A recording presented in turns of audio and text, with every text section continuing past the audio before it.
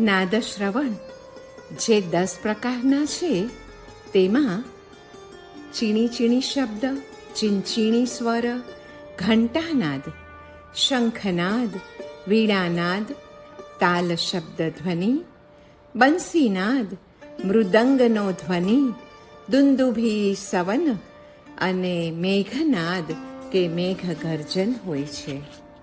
આ સર્વે નાદ ક્યારે સંભળાય? જેમ જેમ સત્વગુણનો ઉદ્રેક થતો જાય તેમ તેમ તે સર્વ પ્રકારના નાદ ક્રમશઃ સંભળાવા માંડે છે. તે એક પ્રકારના પ્રાણવાયુના સંચાલન રૂપ છે. તેની સૂક્ષ્મ અને સૂક્ષ્મતર અવસ્થા તે બિંદુ અને કલારૂપ છે. એ બધું જ પ્રકૃતિ તત્વનું જ સ્થૂલ પરિણમન છે. આત્મા તો કુટસ્થ, અપરિણામી, નિત્ય શુદ્ધ બુદ્ધ રૂપ છે. ઔદારિકમાંથી ચિત્તવૃત્તિનો પ્રવાહ તેજસ સુધી પહોંચતા ઓમકાર ધ્વનિની અનુભૂતિ થાય છે. અંતરલક્ષ્ય જો કરીએ તો જરૂરથી આ ઓમકાર ધ્વનિ સંભળાય છે. પ્રાણ, વાણી અને રસ વડે આગળ વધતા વધતા એ પછી ભિન્ન ભિન્ન ધ્વનિઓનું અચૂક શ્રવણ થાય છે. જ્યારે વૃત્તિઓ અંતર્મુખ બને અને શ્વાસના અનુસંધાન દ્વારા મંત્ર જપ થાય ને ત્યારે જ અનાહત નાદ સંભળાય છે. તેના જ પ્રતીક રૂપે જિનાલયજીમાં ઘંટ, નોબત, શંખ આદિ રાખવામાં આવે છે. મંત્રશાસ્ત્રમાં નાદ અને બિંદુ એ શેની અવસ્થા છે? જુઓ, મંત્રશાસ્ત્રનું બિંદુ એ કાંઈ રેખા ગણિતનું બિંદુ નથી, અને અણુ પણ નથી. બિંદુને સ્થાન પણ નથી અને પરિમાણ પણ નથી. એમાં પ્રકાશ અને અંધકાર બંને છે. એકમાં અનેક છે. નાદ અને બિંદુઓ તે શક્તિની અવસ્થાઓ છે. તેમાં ક્રિયાશક્તિનો ભાવ નિહિત છે, સમાવિષ્ટ છે. જગતને આ શક્તિથી જે અભિન્ન સમજે તે ઈશ્વર છે, અને જે ભિન્ન સમજે તે જીવ છે. બિંદુ એ શક્તિની જ ઘનીભૂત અવસ્થા છે. ચણકાકાર રૂપાસા. બ્રહ્મનું સ્વરૂપ ચણા જેવું છે. તેની 2 દાળ, જે 2 ફાળિયા, એ શિવ અને શક્તિ છે. અને તેનું જે છિલકું છે ને, પેલા ચણાનું, એ છિલકું એ માયા છે, જે શિવ અને શક્તિને આવૃત્ત કરે છે, ઢાંકે છે. પરમાત્મ સ્વરૂપ શ્રી ગુરુ જેમ સર્વવ્યાપી છે ને, તેમ પરમાત્મા વાચક પ્રણવ પણ સર્વવ્યાપી છે. મૂલાધારસ્થ કુંડલિની શક્તિ એ અધ્યાત્મ ભાવ છે. કુંડલિનીનું પરિજ્ઞાન એ તંત્રનો મુખ્ય પ્રતિપાદ્ય વિષય છે. એ જ પરાવાક અને બિંદુ તત્વનું અધ્યાત્મ રૂપ છે.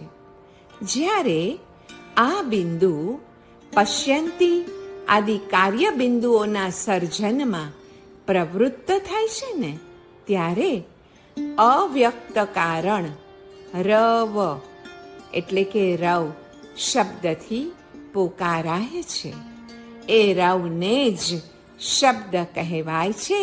એ ધ્વનિને જ શબ્દ કહેવાય છે. નાદ એ સદાશિવ તત્વ છે, તો બિંદુ એ ઈશ્વર તત્વ છે. નાદ એ શબ્દનો જ સૂક્ષ્મ ભાવ છે. તે ક્રિયાશક્તિનો પ્રથમ વિકાસ છે. તેને પરાનાદ યા પરાવાક કહે છે. તેને શબ્દ બ્રહ્મ કહે છે અને તે શબ્દાર્થનું કારણ છે. શબ્દ બ્રહ્મ તે સમસ્ત ભૂતોનો ચૈતન્ય ભાવ છે. સમસ્ત પ્રાણીઓના શરીરમાં તે કુંડલિની રૂપે અવસ્થિત છે. નાદ જ્યારે બિંદુ ભાવ ધારણ કરે છે ત્યારે તે ચૈતન્ય અને શક્તિ ઉભય રૂપ હોય છે. બિંદુ, નાદ અને કલા એ ત્રણ વિભાગોમાં બિંદુમાં બિંદુ, અર્ધચંદ્ર અને રોધિની એમ ત્રણેયનો સમાવેશ થાય છે. અને નાદમાં નાદ અને નાદાંત એમ બંનેનો સમાવેશ થાય છે. કલામાં શક્તિ, વ્યાપિની, સમના અને ઉન્મના આ ચાર સ્થિતિ સમાવિષ્ટ છે. અને ઉન્મનામાં તો હવે આપણને ખબર છે તેમ મન નથી, માત્રા નથી, દેશ નથી, કાલ નથી. ઉન્મના તો પરમાનંદની ભૂમિ છે. ઉન્મના અને તે પછીની અવસ્થામાં કાળનો સ્પર્શ નથી. હૃદયથી શરૂ કરીને ઉન્મના સુધીના સૌ સ્થાનોને ભેદવામાં સુસૂક્ષ્મ ધ્વનિ સહિત અર્હમ અક્ષર મંત્ર એ વજ્રશૂલ સમાન છે. તેથી જ તેને મંત્રશૂલ પણ કહે છે. વ્યાપિનીને ભેદ્યા પછી સમનામાં જેવો પ્રવેશ થાય કે સાધકને પોતાના મનનો ત્યાગ થઈ જાય છે. એ પછી જ આત્મા નિર્વિકલ્પ અવસ્થાને પ્રાપ્ત થાય છે. નાદાંતના ભેદન પછી દેહાત્મ ભાવ કે દેહાધ્યાસ નાશ પામે અને તેથી જ નાદાનુસંધાનનું અવલંબન પણ મહત્વનું છે. બસ એ પછી એટલે કે નાદાંતના ભેદન પછી જેવો દેહાધ્યાસ નાશ પામે કે શક્તિ સ્થાન આવે છે. અહીં દેહાત્મ ભાવ બિલકુલ ન હોવાથી આત્માની શક્તિઓનો અનુભવ થવા માંડે છે. બિંદુથી સમના પર્યંતનો કાળ અર્ધમાત્રાનો છે. તેથી જ તે અવસ્થાને અર્ધમાત્ર અવસ્થા એમ કહેવામાં આવે છે. અર્ધચંદ્રનો ઉચ્ચાર કેવળ ધ્વનિ રૂપ જ છે. તેનો ઉચ્ચારણ કાળ 1/4 માત્રા છે અને નિરોધિનીનો ઉચ્ચારણ કાળ 1/8 માત્રા છે. 1/4 અને 1/8. તેનો ઉચ્ચાર એટલે કે નિરોધિનીનો ઉચ્ચાર લલાટના અર્થાત મસ્તકના કપાળના અંત ભાગમાં છે. તે પછી નાદ 1/16 માત્રા છે અર્થાત 1/16 અને તેનો ઉચ્ચાર મૂર્ધાંત સુધી છે. નાદના જ પલ્લવ રૂપ એટલે કે છેડારૂપ નાદાંત છે અને તેની માત્રા 1/32 છે 1/32. મૂર્ધાંત સુધી તેનો ઉચ્ચાર નાદની સાથે જ થઈ જાય છે. હવે શક્તિનો ઉચ્ચાર 1/64 છે 1/64. હવે અહીં ધ્વનિરૂપ ઉચ્ચાર નથી, સ્પર્શ માત્ર અનુભવ રૂપ ઉચ્ચાર છે. નાદાંતમાં લય થયા પછી કેટલાક કંપનો રહે છે. એ કંપનોનો ફક્ત સ્પર્શાત્મક કે આનંદાત્મક અનુભવ જ થાય છે. એને સુસૂક્ષ્મતમ ધ્વનિ એમ કહેવાય છે. વ્યાપિનીનું સ્થાન ત્વક દેશ, સમનાનું સ્થાન કેશ દેશ છે. ઉચ્ચારણ કાળ અનુક્રમે 1/128 અને 1/256 એમ માત્રાઓ છે. દેવત્વની પ્રાપ્તિ કઈ રીતે થાય? નાદ એટલે વિશ્વમાતા, સર્વોત્કૃષ્ટતા અને જગત જનની.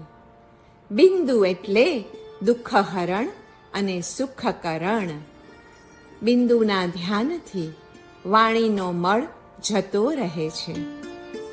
ધ્યાનમાં પ્રવેશ કર્યા પછી જેવી સમનાની સ્થિતિ આવે કે તેમાં મનનો મેળ જતો રહે છે. મલમ અજ્ઞાનમ અતદ્રુપતામાનમ નિરંતર યોગાભ્યાસ બલેન વિષયાનુરાગ રૂપમલરહિતત્વમ પ્રજાયતે. તદ્રુપતા વિશે શંકા વાણીથી ઉચ્ચારાય તે વાણીનો મલ છે, અને તદ્રુપતા વિશેની શંકા જ્યારે મનથી વિચારાય તો તે મનનો મળ છે. સાધક જ્યારે વાણી અને મન બંનેના મલથી મુક્ત થાય છે ત્યારે જ પછી તેનો આધ્યાત્મિક વિકાસ થાય છે, અને તે વિકાસ થવાથી પછી દેવત્વની પ્રાપ્તિ થાય છે. વાણી અને મન ઉભય પ્રકારના મલ દૂર થવાથી વિષયાનુરાગના સ્થાને ગુણાનુરાગ આવે છે, અને જ્યાં ગુણાનુરાગ હોય ત્યાં ગુણોની પ્રશંસા આપોઆપ જ થાય છે. 1. 14 પૂર્વનો સાર એટલે નાદ, અને નાદનો પણ લય એટલે ચારિત્ર. સદ્ધર્મ કર્મનો સાર તે પ્રશસ્ત ચિત્ત છે. પ્રશસ્ત ચિત્તનું આલંબન નાદ છે. નાદ લયરૂપ ચારિત્ર માટે છે. લય તે નમસ્કાર છે, અને તે અભેદ પ્રણિધાન રૂપ સમના છે. સમનાનો સાર ઉન્મના કે જે લયનું ફળ છે. ઉન્મના તે નમસ્કારનો સાક્ષાત્કાર છે, અને તે જ અર્હત ભાવ છે. સર્વજ્ઞત્વ આદિ ગુણ સહિત ઉપાસના તે સગુણ ઉપાસના છે, અને શબ્દાદિ ગુણ રહિત પ્રભુની ઉપાસના તે નિર્ગુણ ઉપાસના છે. શબ્દથી પ્રાણની શુદ્ધિ થાય છે, અને સદ અનુષ્ઠાનથી ચિત્તની શુદ્ધિ થાય છે. ચિત્તની શુદ્ધિ માટે પ્રાણ શુદ્ધિ આવશ્યક છે, અને પ્રાણની શુદ્ધિ માટે નાદ એ આલંબન છે. હવે નાદ એ શબ્દ બ્રહ્મરૂપ છે, તેનાથી જ તો પરબ્રહ્મની પ્રાપ્તિ થાય છે. તેથી જ શબ્દથી પ્રાણની શુદ્ધિ અને સદ અનુષ્ઠાનથી ચિત્તની શુદ્ધિ કહી છે. 2. નમસ્કાર એ શબ્દ બ્રહ્મ રૂપ હોવાથી નાદ સ્વરૂપ છે. નાદથી લય અને લયથી પરબ્રહ્મનો લાભ થાય છે. લય શૂન્ય, પૂર્ણ, સમ વગેરે એકાર્થક જ છે.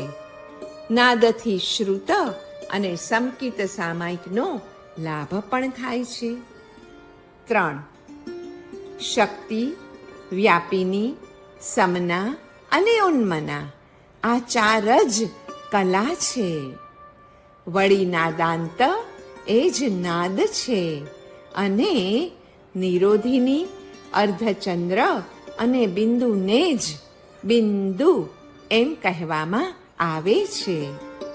આ અપેક્ષાથી તો અને આવું વર્ણન તો ઘણા સ્થળોમાં છે, તેથી તે બહુ માન્ય છે. એ અપેક્ષાએ સંહાર ક્રમમાં બિંદુમાંથી કલા ઘટે. 4.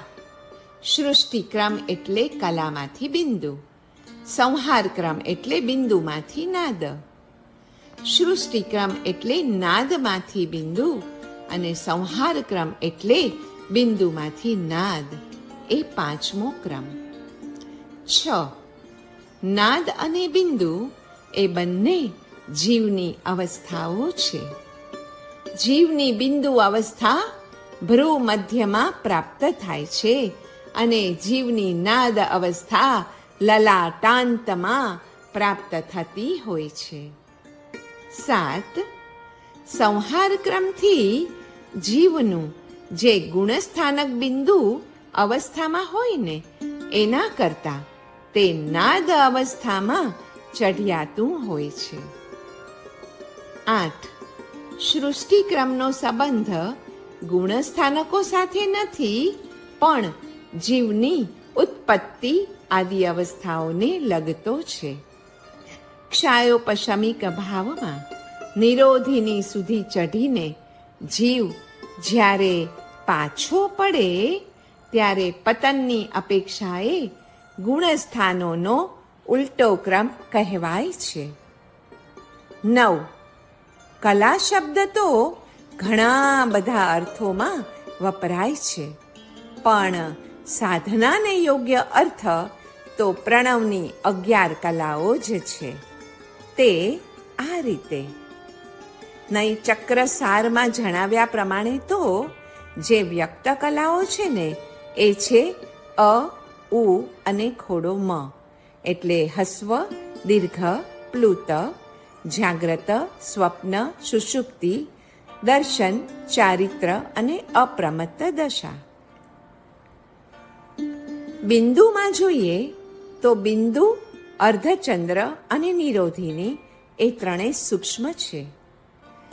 અવ્યક્ત કલાઓમાં જ્યારે નાદ અને કલા એ બંનેની અવ્યક્ત કલાઓ ક્રમશઃ જોઈએ તો નાદની અવ્યક્ત કલાઓ એટલે નાદ એટલે અતિ સૂક્ષ્મ તુર્યાવસ્થા, નાદાંત એટલે પણ અતિ સૂક્ષ્મ તુર્યાવસ્થા અને શક્તિ વ્યાપીની અને સમના એક કલાના વિભાગમાં આવે છે અને શક્તિ વ્યાપીની અને સમના સ્થિતિ એ ત્રણે અતિ સૂક્ષ્મ અને તુર્યાવસ્થા જ છે. છેલ્લે કલા પછી આવે નિષ્કલ. એમાં ઉન્મના, પછી પરવાણી એટલે કે પરાવાણી અને તુર્યાતીત અવસ્થા. કેટલાકને ઉન્મનાને કલા નહીં પણ અવ્યક્ત કલામાં ગણે છે. 10. કેટલાક સ્થળોમાં ઉન્મનીને મહાબિંદુ કહે છે. તે અપેક્ષાએ સૃષ્ટિક્રમમાં મહાબિંદુથી નાદ ઉત્પન્ન થાય છે. કેટલાક સંપૂર્ણ બિંદુ નવકને નાદ કહે છે, તો કેટલાક બિંદુ સિવાયના 8ને નાદ કહે છે અને કેટલાક તો બિંદુને માત્ર બિંદુ કહે છે. 11. જાગ્રત, સ્વપ્ન આદિ કક્ષાઓ જો જૈનોની અપેક્ષાએ જોઈએ તો સુષુપ્તિ અવસ્થા યાને બહુશયન એ મિથ્યાત્વની કક્ષા છે. સ્વપ્ન અવસ્થા તે સમ્યક્ત્વની કક્ષાએ આવે. જાગ્રત અવસ્થા તો સર્વવીરતી સુયત કક્ષા ગણાય અને તુર્યાવસ્થા તો કેવળીની જ કક્ષા ગણાય છે. 12. બિંદુને શક્તિ સ્વરૂપ કહેલ છે તે પણ અપેક્ષાએ ખરું છે. બધા જ એટલે કે ઉપરના 11 પદોને શક્તિ કહેવામાં આવે છે, કારણ કે ઓમ સ્વયં કુંડલીની શક્તિ સ્વરૂપ છે. 13. પરમાત્માની 2 શક્તિ જોઈએ તો એ છે બિંદુ શક્તિ અને વિસર્ગ શક્તિ. વિસર્ગ શક્તિથી સંસારનું સર્જન થાય, જ્યારે બિંદુ શક્તિથી મોક્ષ માર્ગનું સર્જન થાય છે. 14. બિંદુને મૂળ શક્તિ કહે છે. પરમાત્મા જ્યારે સર્જનની ઈચ્છાથી એકોહમ બહુશ્યામ વડે પોતે જ પોતાની તરફ જુએ ત્યારે બિંદુ શક્તિમાંથી વિસર્ગ શક્તિ ઉત્પન્ન થાય છે અને અદ્વૈતની અંદર જ દ્વૈત સર્જાય છે. વિસર્ગમાં જે ઉપર છે તે સૂર્ય અથવા પ્રાણવાયુ અને વિસર્ગમાં જે નીચે છે તે ચંદ્ર અથવા અપાન વાયુ છે. મોક્ષ માર્ગ માટે એ બંને વાયુનું સામરસ્ય જરૂરી છે. સંસારનું સર્જન એ બંનેના વૈમુખ્યથી થાય છે. ઈડા અને પિંગલામાં પ્રાણોનું વહન એ સંસારનું કારણ અને સુષુમ્ના નાડીમાં પ્રાણોનું વહન તે મોક્ષનું કારણ બને છે. સુષુમ્ના નાડીમાં વહન થયા પછી સાધના કરવી પડતી નથી, એ સ્વયં થયા કરે છે. સુષુમ્નાનો સ્વભાવ જ એવો છે કે તે સાધકને બ્રહ્મ તરફ ઊંચે એટલે કે બ્રહ્મરંધ્રે લઈ જાય છે. 15 નાદ અને બિંદુ તે સૃષ્ટિક્રમમાં શક્તિનું જ રૂપાંતર છે. શક્તિ તે નાદ બિંદુનું રૂપાંતર છે, પણ સંહાર ક્રમમાં.